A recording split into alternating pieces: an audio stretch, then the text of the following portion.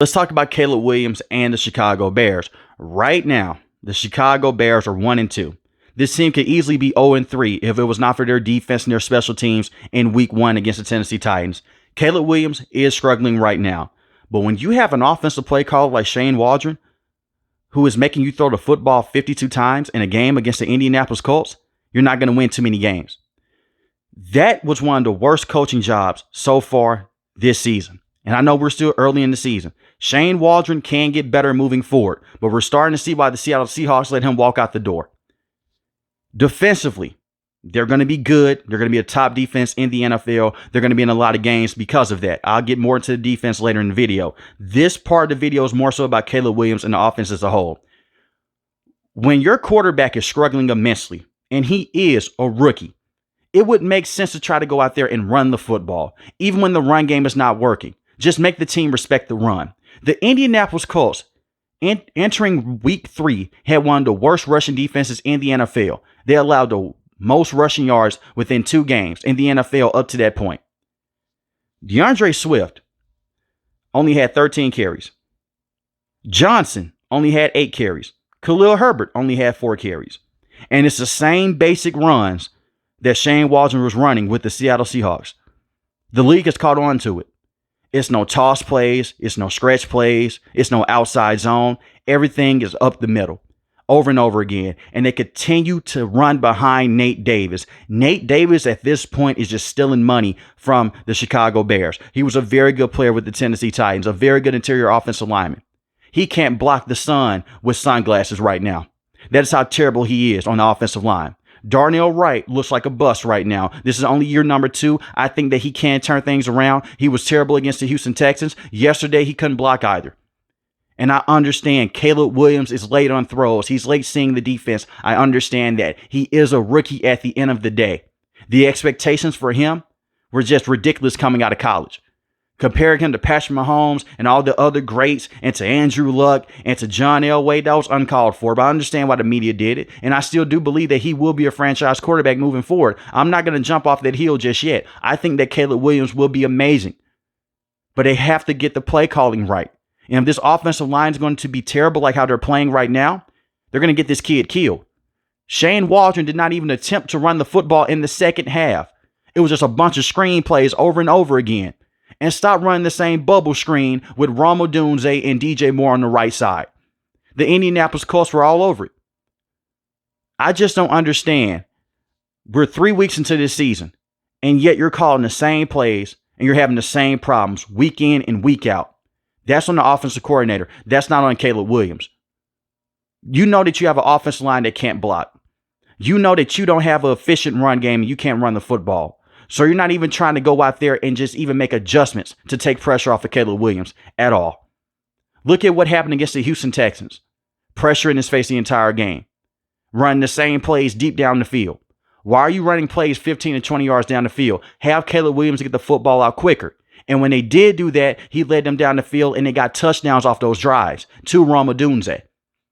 So he's capable of going out there and throwing the football and making big time plays, but he can't do it every single drive. They are relying too much on Caleb Williams right now. And if this continues to happen, Matt Eberflus will not be the head coach of this team for next season because he's already on thin ice with how things ended with Justin Fields. The same problems that they had with Justin Fields, they're having right now. No offensive line protection and terrible offensive play calling. Luke Getsy was a terrible offensive play caller, called the same screenplays over and over and over again last season. Shane Waldron is doing the same thing as well. And when I look at this offense, it's this type of offense that Matt Eberflus signs off on. He likes this type of offensive play calling.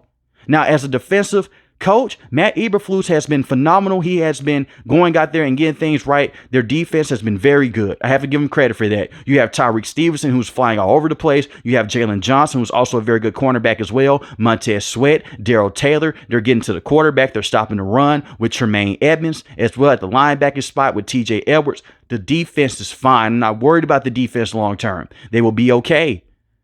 He's a defensive-minded coach. He's a former linebackers coach for the Indianapolis Colts and defensive play caller as well. But when you are a head coach, you have to take care of every single thing. And offensively, They haven't been able to get anything going over the last few years. They were a top rushing team underneath Justin Fields. Right now, they're one of the worst rushing teams in the NFL. They can't run the football. And that's a huge part of success for a young quarterback because Caleb Williams is not a veteran. He doesn't know certain defensive coverages. He doesn't know how to check out of one play and go into another. It's a learning curve to this thing. And this is why I don't really want to see a lot of rookie quarterbacks start day one because of that, because of the learning curve. I'm not trying to make excuses for Caleb Williams. He has a lot of throws that make you scratch your head and say that you can't do that, but that comes with being a rookie. That comes with development. Anthony Richardson was having the same plays against the Chicago Bears defense. Are there times where Caleb Williams should let the play die? Yes, there is. A lot of these turnovers, they're on Caleb Williams.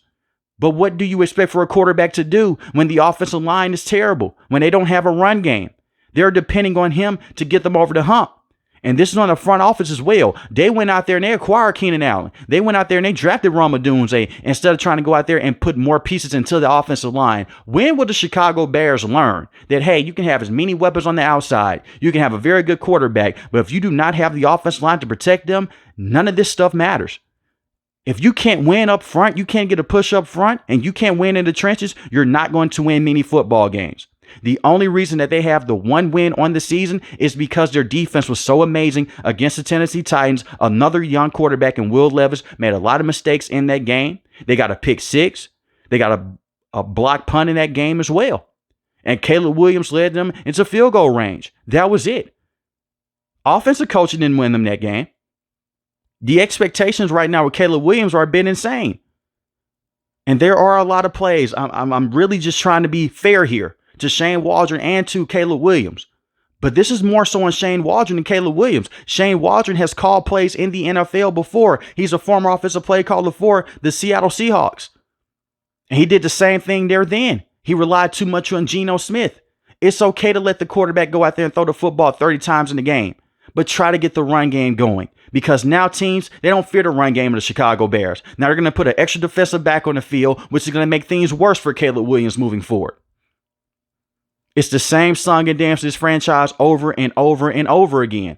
And Ron Poles needs to do a better job of trying to fix the offensive line. And so far, in my opinion, he has done a very good job. He had a mega trade to go out there and get first round picks and to get DJ Moore from the Carolina Panthers. That was a great move to go out there and get Keenan Allen from the Los Angeles Chargers, basically for a late round pick. That was an awesome move as well. Now, this is a wide receiver that is struggling to stay healthy over the last couple of years, but when he is on the field, he is still one of the best route runners in the NFL.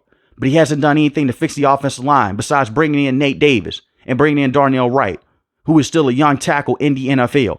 Besides that, the rest of his offensive line has been the same over the last couple of years. You're running into the same problems you had with Justin Fields. Sometimes it's not the quarterback. Sometimes it's the coaching and the offensive line.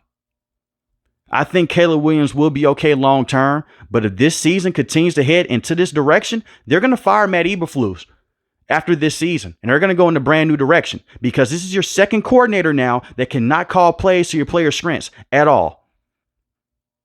But just let me know in the comment section, how do you guys feel about the Chicago Bears moving forward, and are they doomed right now as a franchise until Matt Eberflus is out of the door? If you're new to the channel, hit the subscribe button. If you like the video, hit the like button. Most importantly, we want each and every last one of you guys stay safe, stay positive. Thanks for watching the video, guys. God bless.